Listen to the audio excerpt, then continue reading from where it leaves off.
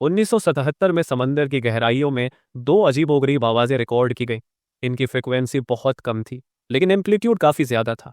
यह आवाज़ें अमेरिका के एटमॉस्फेरिक एडमिनिस्ट्रेशन के रेडार पर दर्ज हुई, और सबसे हैरानी की बात यह थी कि इन्हीं आवाज़ों को 6000 किलोमीटर दूर मौजूद दूसरे रेडार पर भी कैप्चर किया गया। जांच के बाद पता चला कि ये आवाज़ें समंदर के अंदर एक खास जगह से आ रही थी। उस समय इन्हें बलूब नाम दिया गया, और ये पता लगाने के लिए इस पर रिसर्च शुरू हो गई कि आखिर ये डरावनी आवाज़ें कहाँ से आई थी। इन आवाज़ों के लिए यह अनुमान लगाया गया कि ये आवाज़ें किसी बड़े से समुद्री जीव की हो सकती है, क्योंकि उस समय ये जगह काफ़ी रहस्यमय मानी जाती थी। लेकिन 2012 में national oceanic and atmospheric administration यानी नोआ ने दावा किया कि ये आवाज़ें ग्लेशियर मूवमेंट यानी बर्फ की बड़ी चट्टानों के खिसकने की वजह से आई थी। हालांकि असली सच्चाई आज भी अनजान है। जहां पर यह आवाज़ें रिकॉर्ड की गई थी, वह स्थान अब एक विशेष केंद्र बन गया है। यहाँ साउथ पैसिफिक ओशन के बीचों बीच एक ऐसा इलाका मौजूद है जो चारों तरफ से सिर्फ और सिर्फ समुद्र के पानी से घिरा हुआ है, और हजारों किलोमीटर तक जमीन का कोई नामो निशान नहीं है। इस जगह को पॉइंट नीमो या ओशियनिक पोल ऑफ इनएक्सेसिबिलिटी के नाम से जाना जाता है। पॉइंट नीमो से सबसे नजदीकी जमीन लगभग 2600 किलोमीटर दूर है, और वह जमीन भी कोई आम सी जमीन नहीं, बल्कि बर्फ से ढका अंटार्कटिका है। यही वजह है कि इसे पृथ्वी का सबसे अलग और सुनसान इलाका माना जाता है। इस जगह की अलग स्थिति का अंदाजा इस बात से लगाया जा सकता है कि यहाँ से सबसे करीबी इंसान जमीन पर नहीं, बल्कि अंतरिक्ष में होते हैं।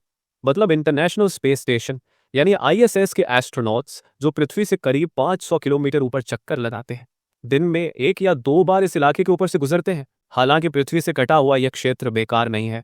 पॉइंट नीमो के समुद्र के नीचे इंसानों के द्वारा बनाई हुई कई चीजें दफन है, जिनको ढूंढने के लिए आज से पहले कभी बड़ी रकम खर्च की गई थी। लेकिन आज ये जगह पुराने और बेकार हो चुकी चीजों का कब्रिस्तान है, खासकर उन बेकार सैटेलाइट्स और स्पेसक्राफ्ट्स का जो किसी काम के नहीं होते। पर इन सारी बातों से ये सवाल उठता है कि आखिर सैटेलाइट्स और स्पेसक्राफ्ट्स को नीमो पॉइंट पर गिराया ही क्यों जाता है, और आखिर इन सैटेलाइट्स और स्पेसक्राफ्ट्स को गिराने की जरूरत ही क्यों पड़ती है। इसलिए ही आज बात करेंगे ऐसी जगह की जिसे पृथ्वी पर सबसे अलग और शांत माना जाता है, जिसे हम पॉइंट नीमो के नाम से जानते हैं। यह जगह साउथ पैसिफिक ओशन में स्थित है, और ये 22 करोड़ वर्ग किलोमीटर तक फैला है। इसे इतना बड़ा समझिए कि इसमें रशिया जैसे बड़े देश को समेटा जा सकता है, और उसके बाद भी इसमें 5 मिस्र जैसे देश और समाज आएंगे। दिलचस्प बात यह है कि इस पूरी जगह पर इंसान की आबादी ना के बराबर है। इतना ही नहीं, समुद्र के नीचे भी यहाँ कुछ चुनिंदा जीव ही जीवित रह पाते हैं। वैज्ञानिकों का मानना है कि यहाँ की परिस्थितियां इतनी कठिन है कि इसे पृथ्वी के सबसे दूर दराज और दुर्गम क्षेत्रों में से एक माना जाता है। इसलिए ही पॉइंट नीमो एक ऐसी जगह है जहां पानी का तापमान बेहद ठंडा होता है, और जीने के लिए जरूरी न्यूट्रिएंट्स लगभग ना के बराबर होते हैं। इस इलाके में बहने वाला पानी इतना तेज बहता है कि यहाँ पर कोई इंसान 2 दिन भी जिंदा नहीं रह सकता। प्लस इतने तेज पानी के कारण इसमें कई सारे पोषक तत्वों की कमी हो जाती है। पॉइंट नीमो में समुद्र का जितना पानी है वो इस इलाके के आसपास ही गोल गोल घूमता रहता है, जिससे दूसरे समुद्रों का पानी इसके पानी में मिक्स नहीं हो पाता, जिसके कारण इस पानी में न्यूट्रिएंट्स की कमी हमेशा बनी रहती है। और न्यूट्रिएंट्स की कमी वाले क्षेत्रों में प्लैंकटन और बाकी माइक्रो ऑर्गेनिज्म भी कम होते हैं, जो समुद्र की फूड चेन के लिए रिस्पॉन्सिबल होते हैं, जिसके कारण यहाँ इंसान तो छोड़ो कोई जानवर भी नहीं रहता। इसके अलावा पॉइंट नीमो की गहराई लगभग 4000 मीटर यानी 13,000 फीट है, जो इतनी ज्यादा है कि वहां तक सूरज की रोशनी भी नहीं पहुंचती, और रोशनी के ना होने के कारण यहाँ फोटोसिंथेसिस होना नामुमकिन है। ऐसी स्थिति में यहाँ केवल वही जीव पाए जाते हैं जो गहरे समुद्र में और कठिन से कठिन परिस्थितियों में भी जिंदा रह सकते हैं। यह जगह इतनी अलग है कि जिसने इसे खोजा था वह भी आज तक यहाँ नहीं पहुंचा, लेकिन करीबन 10 सालों के बाद 2001 में पहली बार इसे रशियन स्पेस एजेंसी ने इस्तेमाल किया। चूंकि पॉइंट नीमो इंटरनेशनल वाटर्स में स्थित है, इसलिए इसे कोई भी देश कंट्रोल नहीं करता। 23 मार्च 2001 को रशियन स्पेस स्टेशन मीर के लॉन्च को 15 साल पूरे हो चुके थे, जिसका कारण अब यह और ज्यादा मिशन करने के लायक नहीं बचा था। जिसके बाद रशियन स्पेस एजेंसी ने इसे डी ऑर्बिट करने का फैसला किया, यानी इसे पृथ्वी के ऑर्बिट से बाहर कर दिया जाए, जिसके लिए इसका मलबा पॉइंट नीमो में फेंक दिया गया। पिछले 23 वर्षों में यह जगह स्पेसशिप्स के मलबे का कब्रिस्तान बन चुका है। आज पॉइंट नीमो के नीचे 260 से अधिक अंतरिक्ष यानों का मलबा मौजूद है, और जल्द ही इंटरनेशनल स्पेस स्टेशन को भी इसी जगह पर दफन किया जाएगा। स्पेसक्राफ्ट्स और सैटेलाइट्स को बड़ी बारीकी और प्रिसिजन के साथ डिजाइन किया जाता है। हालांकि ये हमेशा के लिए काम करने के लिए नहीं बनाए जाते। करोड़ों डॉलर खर्च करने के बावजूद इनका एक फिक्स्ड पीरियड तक ही काम होता है, जैसे बाकी प्रोडक्ट्स के लिए एक्सपायरी डेट पहले से तय की जाती है, वैसे ही स्पेस में मौजूद ऑब्जेक्ट्स की भी एक लाइफ होती है। जब उनकी यह अवधि समाप्त हो जाती है तो उन्हें खत्म करना जरूरी हो जाता है। अगर ऐसा नहीं किया गया तो वे कभी भी ऑर्बिट से बाहर होकर धरती पर गिर सकते हैं। 1978 में ऐसा ही एक वाकया हुआ जब सोवियत यूनियन का एक सैटेलाइट कॉस्मोस 954 खराब हो गया। इसने अपने बेस स्टेशन से संपर्क खो दिया, जिससे इसमें मौजूद रेडियो एक्टिव मटीरियल आसमान में फैल गया।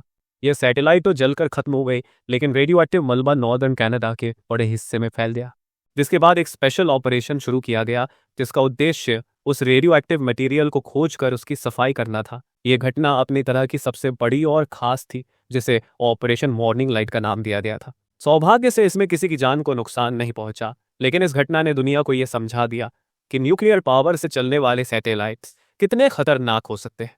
1997 में ओक्लाहोमा की लोटी विलियम्स के साथ भी एक चौंकाने वाली घटना हुई। वह पार्क में टहल रही थी, तभी अचानक कुछ उनके कंधे पर आकर गिरा। बाद में पता चला कि यह डेल्टा 2 रॉकेट का टुकड़ा है जो स्पेस में एंटर करने के दौरान बिखर गया था। भविष्य में इस तरह की घटनाओं को रोकने के लिए अब स्पेस डेब्रिस यानी स्पेस के वेस्ट को समुद्र के सुनसान हिस्सों में गिराया जाता है।